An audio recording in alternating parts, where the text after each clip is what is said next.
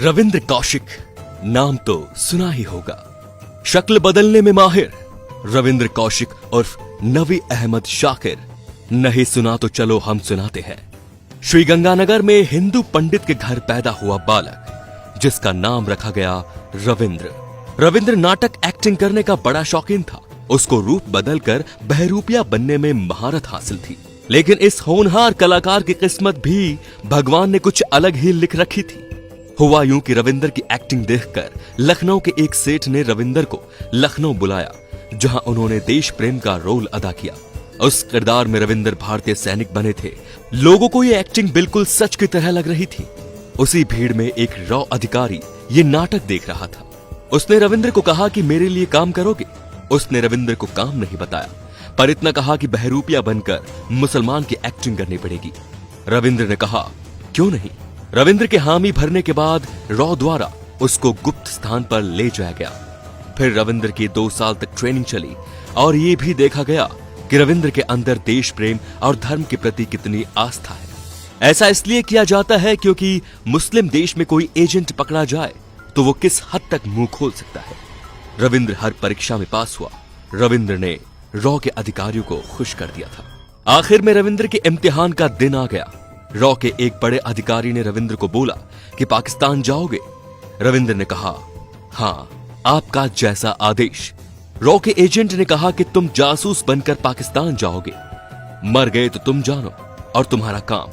रविंद्र ने कहा मुझे खुद पर भरोसा है।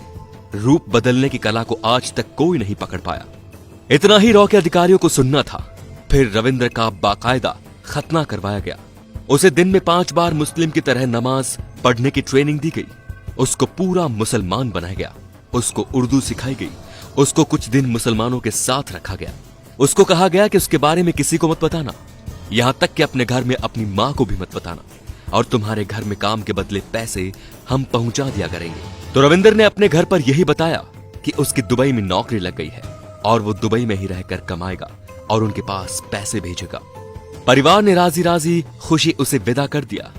फिर उनको भारतीय सेना द्वारा सीमा पार करवा के पाकिस्तान भेजा गया, जहां अब रविंद्र को अपनी पूरी जिंदगी बितानी थी। रविंद्र ने पाकिस्तान जाकर सबसे पहले अपना शिनाख्ती कार्ड बनवाया और कराची के एक कॉलेज में LLB डिग्री ले ली। फिर एक दिन अखबार में रविंद्र ने पाकिस्तानी सेना का इश्तिहार देखा। कहा जाता है कि रविंद्र उर्फ नवी अहमद शाकिर ने पाकिस्तानी सेना को अपने काम से इतना खुश कर दिया था कि सेना में वो मेजर के पद तक पहुंच गए थे। पाकिस्तान में मेजर का पद काफी ओहदा रखता है। और अंत में उन्होंने अपने सीनियर अधिकारी चकीवर शेख की बेटी फातिमा से शादी कर ली। फातिमा से रविंद्र दिल से प्यार करते थे, पर रविंद्र ने फातिमा को कभी नहीं बताया कि वो उसके देश की जासूसी कर रहा है और वो भारतीय हिंदू है, और मुसलमान बनकर उससे शादी की। वो भारत को पाकिस्तान से कई महत्वपूर्ण सूचनाएं भेज रहा था। इधर रॉ के अधिकारी खुश और पाकिस्तान में पाकिस्तानी सेना उसके काम से खुश।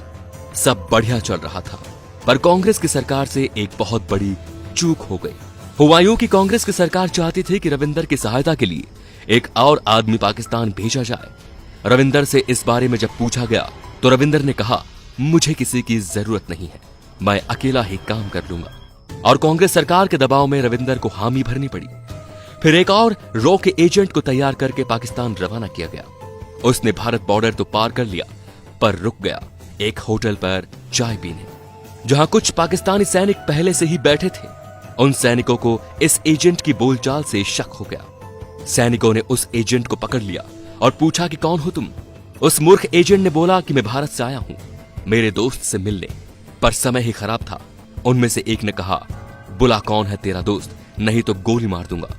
इतना सुनते ही वो रॉ का एजेंट शुरू हो गया और बोला कि मैं रॉ का एजेंट हूं, यहां पर मौजूद पहले से ही रॉ के एजेंट की मदद करने आया हूं, और जो आपके सेना में मेजर हैं, जिसने हिंदू होते हुए भी मुस्लिम लड़की से शादी की, ये सब उसने बोल दिया। पाकिस्तानी सेना एकदम हक्का बक्का रह गई। सेना के एक सैनिक ने कहा तुम उससे कहां पर मिलने वाले थे? उससे उसी प्लान के मुताबिक मिलो, पर उसे शक नहीं होना चाहिए। प्लान के मुताबिक सुबह उसने रविंद्र को जिन्ना उद्यान में बुलाया। रविंद्र समय पर पहुंच गया। दोनों ने हाथ मिलाया। पहले से ताक में बैठे पाक सैनिकों ने रविंद्र को दबोच लिया। खैर रविंद्र को डाल दिया गया पाकिस्तान की अंडरग्राउंड जेल में, जहां न सूरज की रोशनी थी न चांद की ठंडक थी तो बस गुमनामी।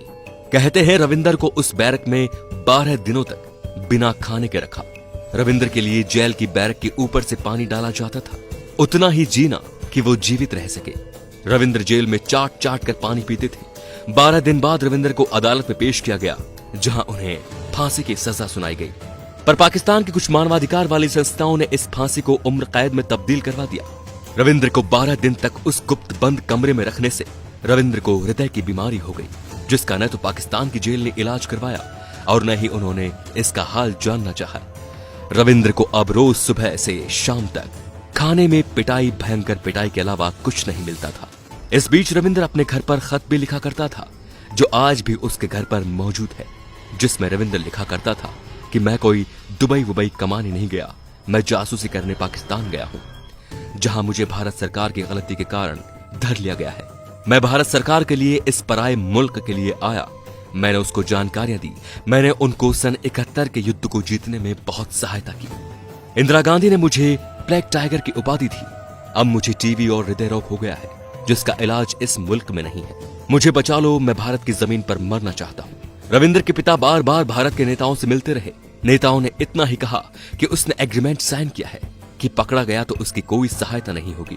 और अंत में 2001 में पाकिस्तानी टॉर्चर सहते सहते रविंद्र ने पाकिस्तान की जेल में प्राण त्याग दिए। भारत सरकार ने रविंद्र का शव लेने से भी इनकार कर दिया। पाकिस्तान की नीचता भी गजब है। उन लोगों ने रविंद्र का शव कचरे के साथ जला दिया। कहा जाता है कि रविंद्र की मुस्लिम पत्नी भी उससे मिलने एक बार जेल आई थी। उसने बस यही पूछा था कि क्यों किया मेरे साथ ऐसा। रविंद्र का जवाब था, मेरे देश के लिए। फिर वो उससे मिलने कभी नहीं आई। रविंद्र और उस मुस्लिम महिला का एक बेटा भी है, जो पाकिस्तान में ही रहता है।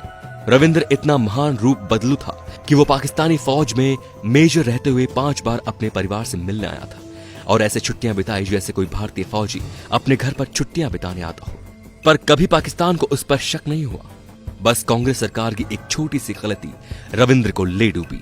तो ऐसे महान वीरों के लिए एक शेर तो बनता है दोस्तों, भारत मां के सच्चे सपूत को मेरा दिल से सलाम। भारत माता की जय।